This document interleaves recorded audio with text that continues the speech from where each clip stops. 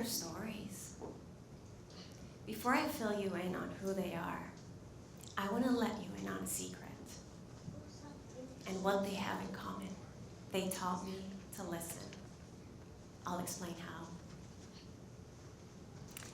In Guadalajara, Mexico, I covered the story of this group.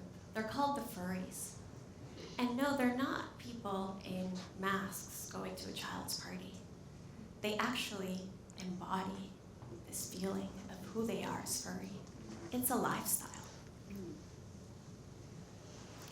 In Potosí, Bolivia, I went to the depths of the mines with these miners.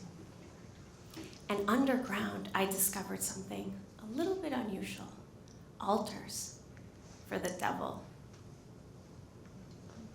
In their mind, it was the only way to survive. In Ceará, Brazil, I walked with this group of penitents whose way to cure their sins was through prayer and through self-flagellation, literally feeling on their flesh the pain of Jesus Christ. And in Mexico, this lady called the Vampire Woman, with horn implants, tattoos all over her face and body. On the outside appearance, she seems menacing. But she was much more. You see, as a journalist, I have the option to listen, to really question what's behind the story.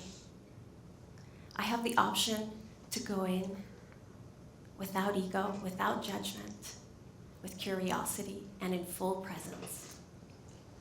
And when I did, I discovered a lawyer, a mother of four, a fantastic woman who was just really scarred by the pains of life, an abuse survivor.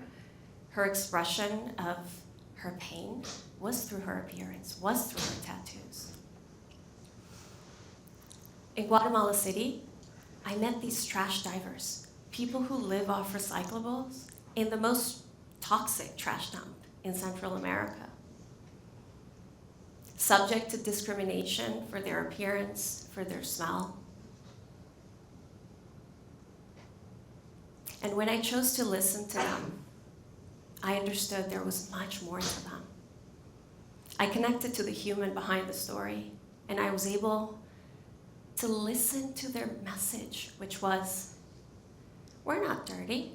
Dirty are men and women in suits and ties who steal. They spoke of dignified jobs. They were surrounded by gangs, and they could have chosen that lifestyle. But instead, they chose the honest way. And I could identify with their values of hard work, their values of resilience. Through listening, I am able to connect with people's stories, and I am able to truly listen to their heart. I am able to see them. I am able to understand them. This furry came alive when he wore this costume. He was able to understand an aspect of himself that he wouldn't when he wasn't in the costume. And by understanding him, I was able to say, oh, that was curious. That was interesting. And this Bolivian miner, perhaps I was quick to assume he was just a devil worshiper. And yes, he was a devil worshiper, and he was also a devout Catholic, a believer in God. You see, our desire to put people in boxes just makes them one thing or the other, but there is much more to people. Vampire woman, we see you, the wholeness of who you are. When we are so identified by who we are, we believe that anyone who is different from us is not dignified of our time, attention. But when we listen, we expand. When we listen, we are able to see people as more. These people in my film listen, inviting Americans across politically charged topics to do just that, listen. We're able to accomplish this. Why? Because they set their agendas aside and they connected being to being. Across really difficult politically charged topics,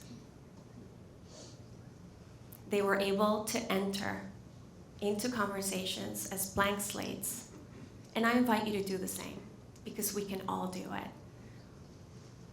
We can all say, for a moment, let me get to know this person, without judgment, without ego. I am lucky I've had the opportunity to meet these people, because it's really expanded my ability to want to find beauty in unlikely places. Now I understand that these conversations must be intentional. But look at the gaze, look at the hugs, look at the smiles of these people that were recently in another film I did called Indivisibles, that brought people together across social class divides. I invite you to want to enter conversation with people in this way. And maybe you can also find beauty in unlikely places, in others, and in yourself.